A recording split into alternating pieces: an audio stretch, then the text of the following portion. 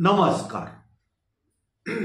मी गणेश तुकाराम शिंदे आपणा सर्वांचं आपल्या अण्णा या यूट्यूब चॅनलवर स्वागत करत आहे. तुळजापूर तालुक्यातील सोलापूर ते धुळे या महामार्गावर तामलवाडी टोल नाक्या नजीक फेब्रुवारी 2025 मध्ये एक चारचाकी वाहन पोलिसांनी अडवलं. त्या वाहनाची झडती घेतली. त्यावेळेस त्या वाहनात MD ड्रग्जच्या जवळपास 60च्या आसपास पुड्या आढळल्या होत्या. मग पोलिसांनी MD ड्रग्ज, ते वाहन आणि त्याचबरोबर 3 जणांना ताब्यात घेतलं होतं. आणि तेथून सुरू झालेला तुळजापूर ड्रग्ज प्रकरणाचा प्रवास थेट कालपर्यंत सुरूच आहे आणि पुढेही चालूच राहणार आहे. या प्रकरणात जवळपास 40च्या वर संशयित आरोपितांना पोलिसांनी ताब्यात घेतलं होतं. या ज्यांची नावं या ड्रग प्रकरणात आरोपित म्हणून होती त्यातील काहींना अटकपूर्व जामीन मिळाला होता, काहींना नियमित सुनावणीच्या दरम्यान जामीन मिळाला. तर आता त्या प्रकरणात हे असलेल्या जे आरोपित कारागृहात होते त्या सर्वांना मुंबई उच्च न्यायालयाच्या औरंगाबाद खंडपीठाने 10 ऑक्टोबर रोजी जामीन मंजूर केला आहे. या प्रकरणात भारतीय जनता पक्ष,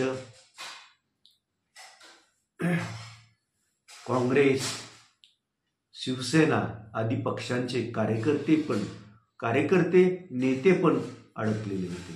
यात प्रामुख्यानं विनोद उर्फ पिंटू गंगणे, तुळजापूरचे माजी प्रभारी नगराध्यक्ष म्हणून काम पाहिलेले बापू कने, तुळजापूर पंचायत समितीचे उपसभापती असलेले शरद जमदाडे, त्यानंतर सभापती श्रीमती मुळे यांचे चिरंजीव आदी यात अडकलेले होते. या MD ड्रग्जमुळं तुळजापूर तालुक्यात अनेक तरुण मुलं व्यसनाधीन झालेली आहेत. त्यामुळं नेमकं या बाबतीत तुळजापूर शहर आणि तालुक्यातील नागरिकांचं काय यावर मत आहे हे कळायला मार्ग नाही. धाराशिव पोलीस विभागानं या प्रकरणाचा पूर्ण तपास करून जवळपास सगळ्यांकडून मुद्देमाल जप्त केला आहे आणि याबाबतची चार्जशीट पण तयार करून न्यायालयात दाखल केल्याचं कळत आहे. आणि त्यामुळंच मुंबई उच्च न्यायालयाच्या औरंगाबाद खंडपीठानं सर्वांकडून मुद्देमाल जप्त केला आहे, चार्जशीट तयार आहे. हे आरोपित आता या तपासात कुठला अडथळा आणू शकणार नाही. त्याचप्रमाणे ज्यांच्याकडे हे ड्रग्ज सापडले ते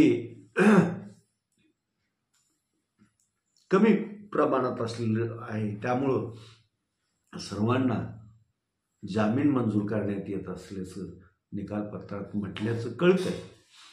आणि आता काल हा निकाल दुपारनंतर लागलेला आहे. आज किंवा शक्यतो सोमवारी हे सर्व मंडळी तुरुंगाच्या बाहेर येतील आणि मग परत जे कोणी राजकीय याच्यात कार्यरत होते ते परत आपल्या कामाला लागतील. आता काही दिवसातच स्थानिक स्वराज्य संस्थाच्या निवडणुका लागणार आहेत आणि मग त्यात बापू कणे असो, शरद जमदाडे असो की सभापती मॅडमचा पुत्र मुळे असो, हे सर्व परत एकदा राजकीय आपलं काम सुरू करतील. आपण किंवा आपल्या समर्थकाला विजयी करण्यासाठी परिश्रम पण घेतील असं दिसतंय.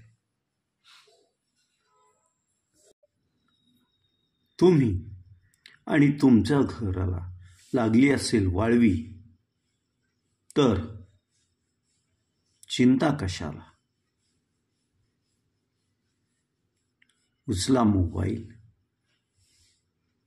आणि करा कॉल 97 65 61 38 00 यावर आणि वाळवी, उंदीर, घूस, ढेकूण, झुरळापासून मिळवा मुक्ती.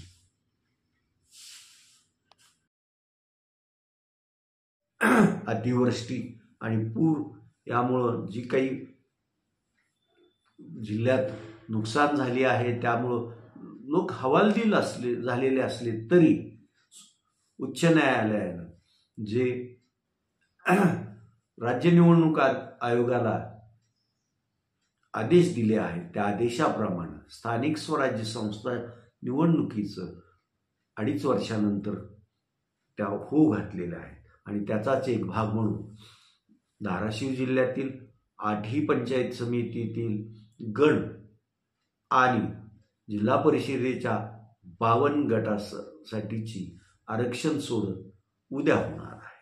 उद्या 13 ऑक्टोबरला होणाऱ्या सोडतीकडं त्यामुळं मग राजकीय मंडळींचं लक्ष लागून राहणार आहे.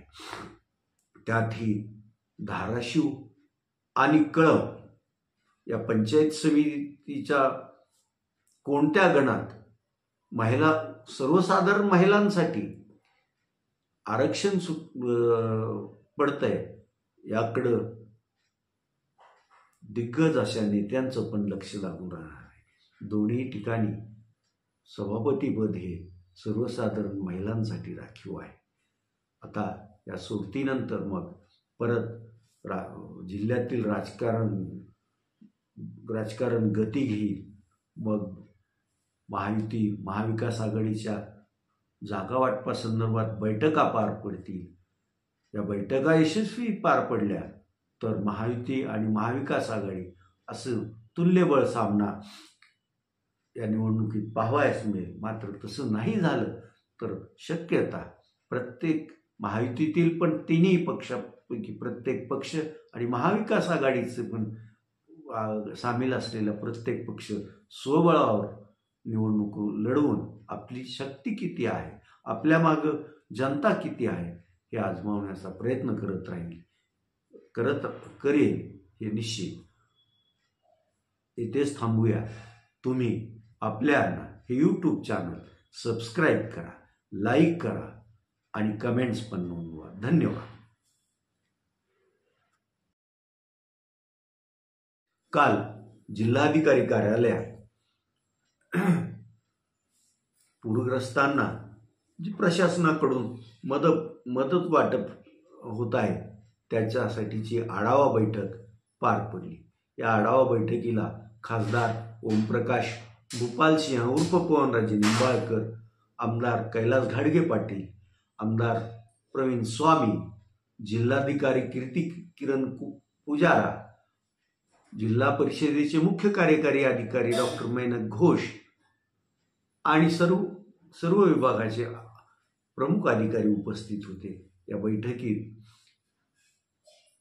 मदतीपासून कुणीही वंचित राहू नये याची काळजी घ्या. सर्वांना मदत देऊन त्यांना थोडी या संकटातून बाहेर पडण्यासाठी उभारी द्या अशा सूचना खासदार ओमप्रकाश राजे निंबाळकर यांनी केल्या. या बैठकीत एकंदरीत पूर्ण जिल्ह्याचा अतिवृष्टी आणि पुराच्यामुळे झालेल्या नुकसानीचा आढावा घेण्यात आला आणि जी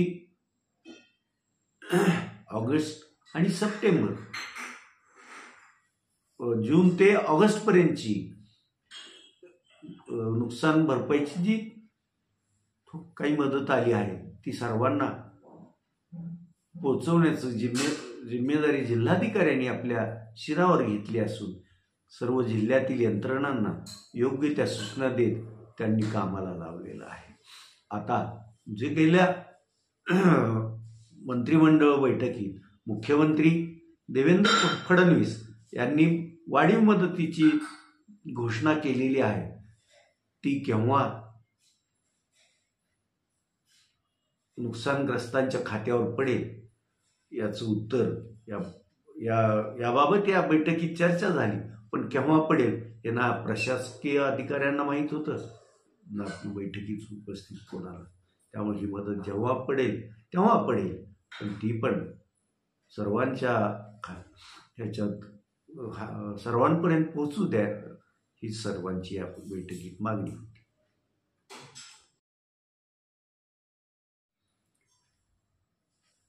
कळंब, भूम, परांडा, वाशी या तालुक्यांना अतिवृष्टीचा आणि पुराचा मोठा फटका बसला आहे आणि या नुकसान झालेल्या मंडळींना काहीतरी मदत करावी यासाठी म्हणून कळंब येथील ज्येष्ठ नागरिक सेवा संघातर्फे महादेव महाराज आडसूळ यांच्या नेतृत्वाखाली कळंब शहरातून मदत फेरी काढण्यात आली होती.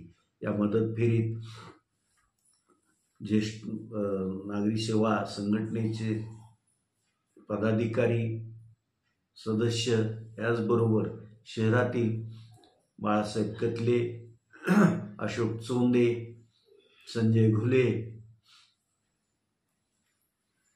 संजय कांबळे, प्राध्यापक संजय कांबळे यांच्यासह अनेक मंडळी उपस्थित होती.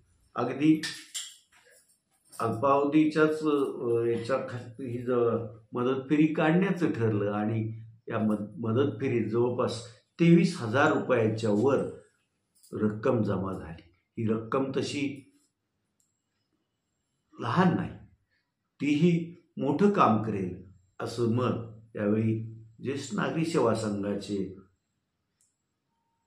हरिभक्त पारायण महादेव महाराज आडसूळ यांनी स्पष्ट केलं आहे.